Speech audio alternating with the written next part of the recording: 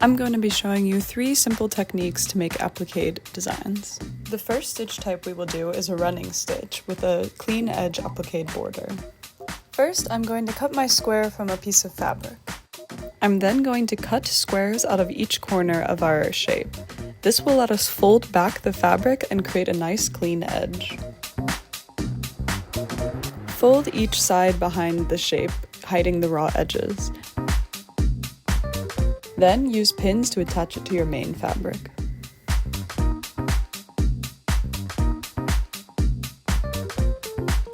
Now we will thread our needle so we can begin stitching. I will show you how to make a quick quilter's knot. Thread your needle by bringing the string through the hole. Take the tail end and make it point towards the needle. Then, holding it down with your finger, wrap it a couple times around the needle. Hold onto this wrapped part and pull down so it slides off the needle and onto the string. Pull it all the way to the bottom of the string to create your quilter's knot.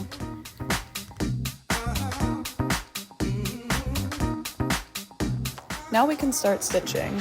With the needle at the back of your work, push it up through the main and then the applique fabric. Then move the needle slightly forward and insert it again through both fabrics. This is your stitch. Continue going all the way around the border of your applique fabric to secure down the raw edges.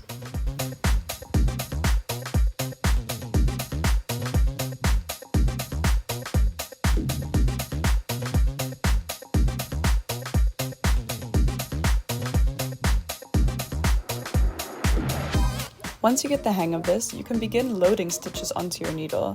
You do this by, instead of pulling through every time you insert the needle, insert the tip again and again through the fabric, pushing it up and down. That way you can pull a few stitches at a time.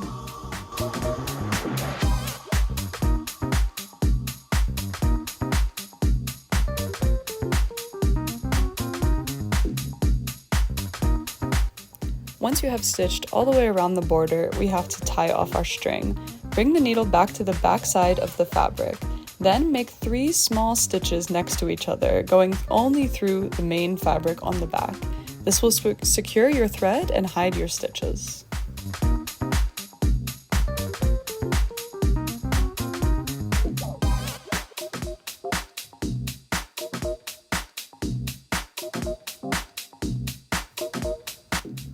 You can then cut your string and start on the next part.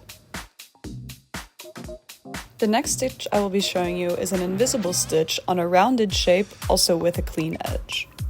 I start by cutting out my shape. Then I go around the border of my shape, making little snips towards the inside. This will help us tuck the raw edge behind the shape later. I then tuck and pin my shape to the main fabric. Round curves require more pins and more tucking than a flat one, but with some adjusting you can make it work.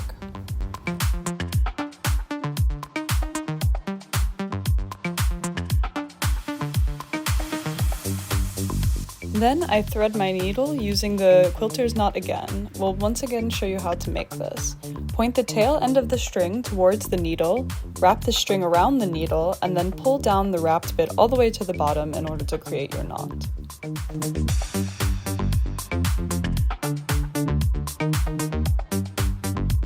I start with the needle at the back of the fabric, pushing it up through both the main and the applique fabric right at the border of the applique. Then, pushing it just through the main fabric, I come with the needle down right next to where my first stitch was. Then, with the needle at the back, I move slightly over and repeat this process.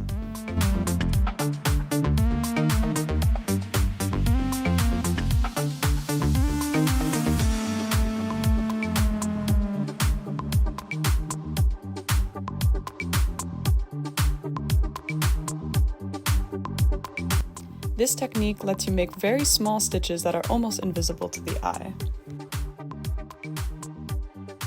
I finish off this technique by bringing the needle to the back of the fabric and making 3 small stitches one next to each other. This will secure the thread so that you can cut it and move on to the next part.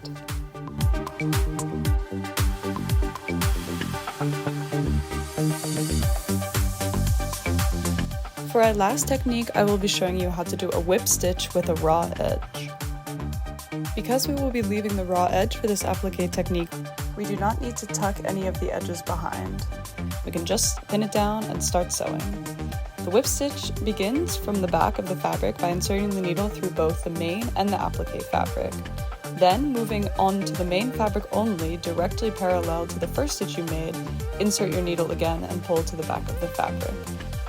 Then move your needle slightly to the side. Insert again through both the main and the applique fabric, and continue around.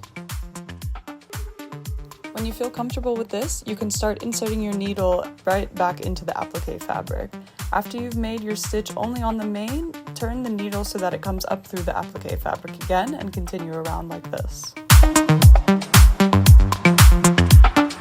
Here's the result of the whip stitch, and here's what it looks like on the back. You can use any of these 3 techniques to create any kind of applique you like on your quilt top. Have fun stitching!